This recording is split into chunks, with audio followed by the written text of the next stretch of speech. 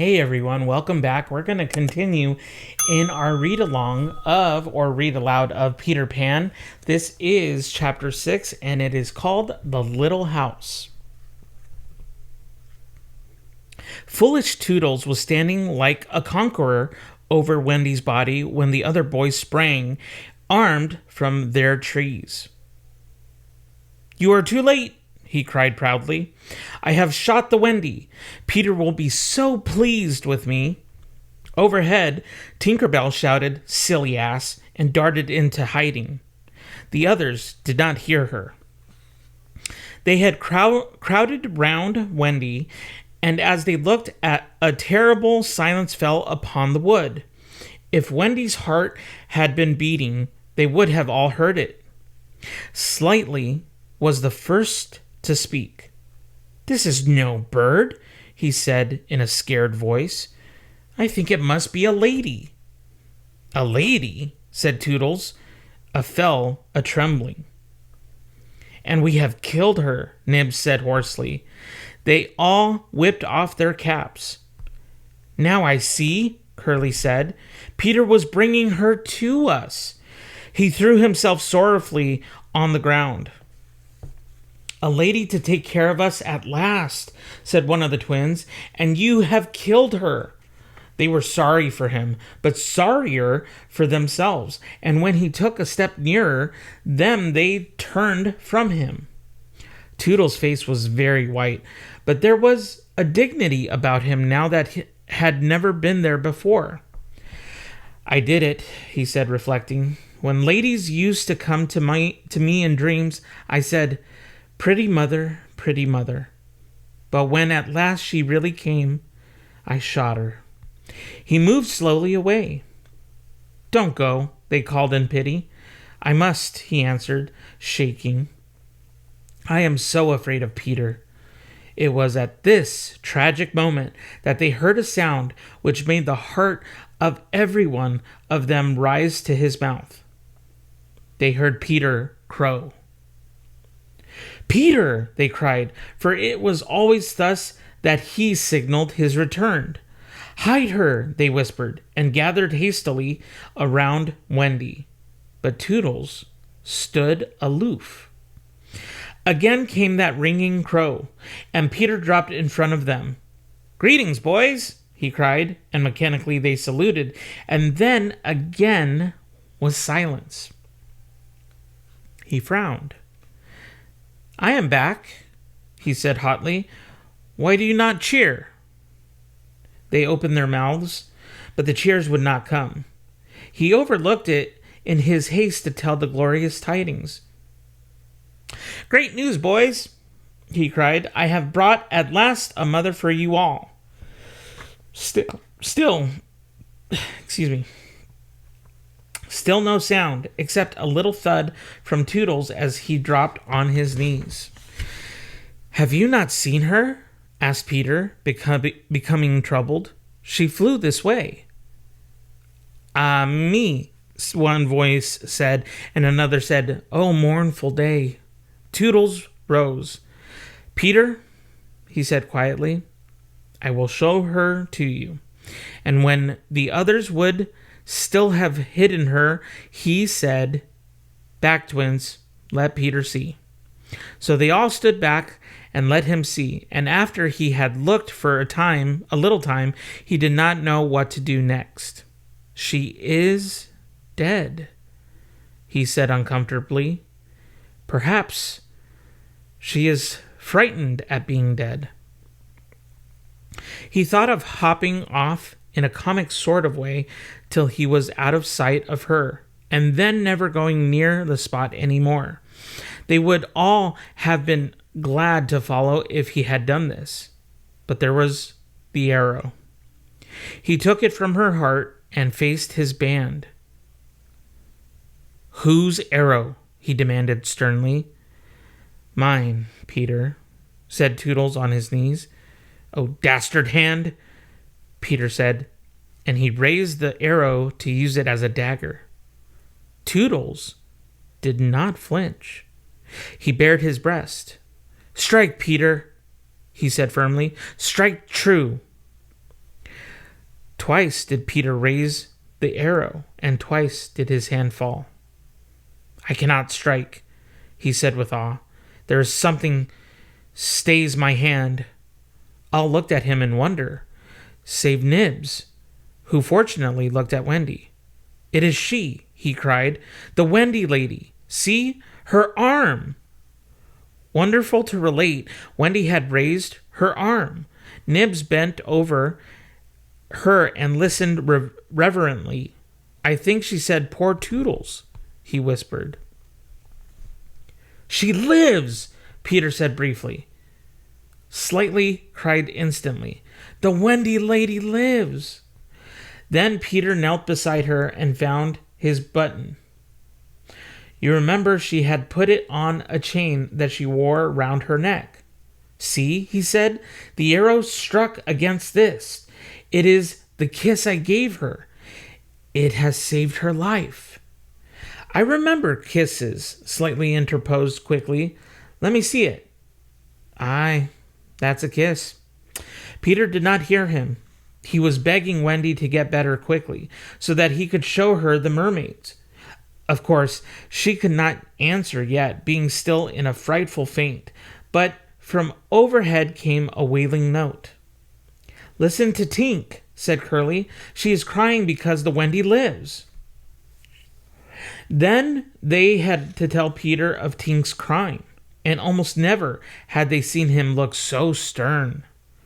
Listen, Tinkerbell, he cried, I am your friend no more. Be gone from me forever. She flew on to his shoulder and pleaded, but he brushed her off. Not until Wendy again raised her arm did he relent sufficiently to say, well, not forever, but for a whole week. Do you think Tinkerbell was grateful to Wendy for raising her arm? Oh dear, no. Never wanted to pinch her so much. Fairies indeed are strange, and Peter, who understood them best, often cuffed them. But what to do with Wendy in her present delicate state of health? Let us carry her down into the house, Curly suggested. Aye, said Slightly, that is what one does with ladies. No, Peter said, you must not touch her. It would not be sufficiently respectful. That, said Slightly, is what I was thinking. But if she lies there, Toodle said, she will die. Aye, she will die, Slightly admitted, but there is no way out. Yes, there is, cried Peter. Let us build a house round her. They were all delighted. Quick, he ordered them. Bring me each of you the best of what we have. Gut our house, and be sharp. In a moment they were as busy as tailors the night before a wedding. They scurried this way and that, down for bedding, up for firewood, and while they were at it, who should appear but John and Michael? As they dragged along the ground, they fell asleep standing, stopped, woke up, moved another step, and slept again. John, John, Michael would cry, wake up! Where is Nana, John, and Mother? And then John would rub his eyes and mutter, it is true, we did fly. You may be sure they were very relieved to find Peter. Hello, Peter, they said. Hello, replied Peter amicably, though he had quite forgotten them. He was very busy at the moment, measuring Wendy with his feet to see how large a house she would need. Of course, he meant to leave room for chairs and a table. John and Michael watched him. Is Wendy asleep? They asked. Yes. John, Michael proposed, let us wake her and get her to make supper for us. And as he said it, some of the other boys rushed on carrying branches for the building of the house. Look at them, he cried. Curly, said Peter in his most captainy voice, see that these boys help in the building of the house. Aye, aye, sir. Building a house, exclaimed John. For the Wendy, said Curly. For Wendy, John said, aghast. Why, She is only a girl." "That," explained Curly, "is why we are her servants." "You? Wendy's servants?" "Yes," said Peter, "and you also. Away with them." The astounded brothers were dragged away to hack and hew and carry. "Chairs and a fender first," Peter ordered. "Then we shall build the house round them." "Aye," said Slightly. "That is how a house is built. It all comes back to me." Peter thought of everything. "Slightly," he cried, "fetch a doctor." "Aye, aye," said Slightly at once, and disappeared, scratching his head. But he knew Peter must be obeyed, and he returned in a moment wearing John's hat and looking solemn. "Please, sir," said Peter, going to him, "are you a doctor?"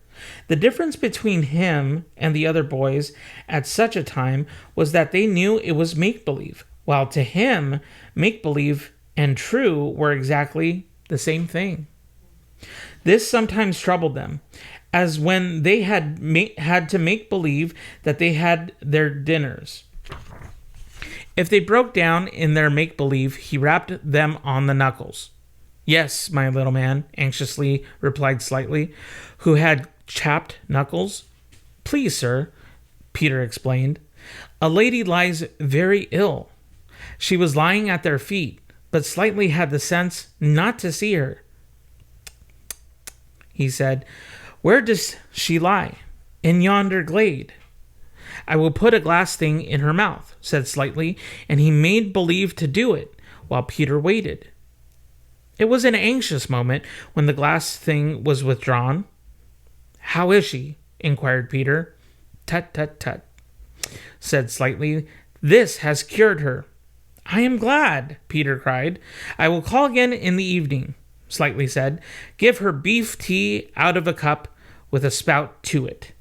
But after he had returned the hat to John, he blew big breaths, which was his habit on escaping from a difficulty. In the meantime, the wood had been alive with the sound of axes. Almost everything needed for a cozy dwelling already lay at Wendy's feet. "If only we knew," said one, "the kind of house she likes best." "Peter," shouted another, "she is moving in her sleep." "Her mouth opens," cried a third, looking respectfully into it. "Oh, lovely!" "Perhaps she is going to sing in her sleep," said Peter. "Wendy, sing the kind of house you would like to have." Immediately, without opening her eyes, Wendy began to sing.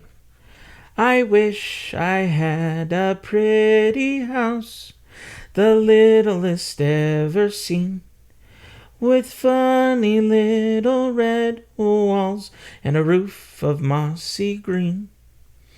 They gurgled with joy at this, for by the greatest good luck, the branches they had brought were sticky with red sap, and all the ground was carpeted with moss.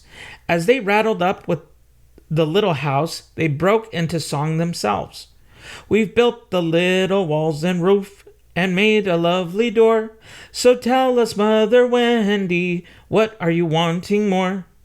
To this she answered rather greedily, "Oh, really, next I think I'll have gay windows all about, with roses peeping in, you know, and babies peeping out." With a blow of their fists they made windows, and large yellow leaves were the blinds. But roses? "Roses!" cried Peter sternly. Quickly they made believe to grow the loveliest roses up the walls. Babies! To prevent Peter ordering babies, they hurried into song again. "We've made the roses peeping out, the babes are at the door. We cannot make ourselves, you know, 'cause we've been made before." Peter, seeing this to be a good idea, at once pretended that it was his own. The house was quite beautiful, and no doubt Wendy was very cozy within, though, of course, they could no longer see her. Peter strode up and down, ordering finishing touches. Nothing escaped his eagle eye. just when it seemed absolutely finished. "There's no knocker on the door," he said. They were very ashamed, but Toodles gave the sole of his shoe, and it made an excellent knocker. "Absolutely finished now," they thought. "Not a bit of it. There's no chimney," Peter said. "We must have a chimney." "It certainly does need a chimney," said John importantly. This gave Peter an idea. He snatched the hat off John's head, knocked on the bottom, and put the hat on the roof. The little house was so pleased to have such a capital chimney that, as if to say thank you, smoke immediately began to come out of the hat. Now, really and truthfully, it was finished. Nothing remained to do but to knock. "I'll look your best," Peter warned them. "First impressions are awfully important." He was glad no one asked him what first impressions are. They were all too busy looking their best. He knocked politely, and now the wood was as still as the children, not a sound to be heard except from Tinker Bell, who was watching from a branch and openly sneering. What the boys were wondering was, would anyone answer the knock? If a lady, what would she be like? The door opened and a lady came out. It was Wendy. They all whipped off their hats. She looked properly surprised, and this was just how they had hoped she would look. "Where am I?" she said. Of course, Slightly was the first to get his word in. "Wendy, lady," he said rapidly, "for you we built this house." "Oh, say you're pleased," cried Nibs. "Lovely, darling house," Wendy said, and they were the very words that they had hoped she would say. "And we are your children," cried the twins. Then all went on their knees, and holding out their arms cried, "Oh, Wendy, lady, be our mother." "Ought I?" Wendy said, all shining. "Of course, it's frightfully fascinating, but you see, I am only a little girl. I have no experience." "That doesn't matter," said Peter, as if he were the only person present who knew all about it, though he was really the one who knew least. "What we need is just a nice motherly person." "Oh dear," Wendy said. "You see, I feel that is exactly what I am." It is, they all cried. "We saw it at once."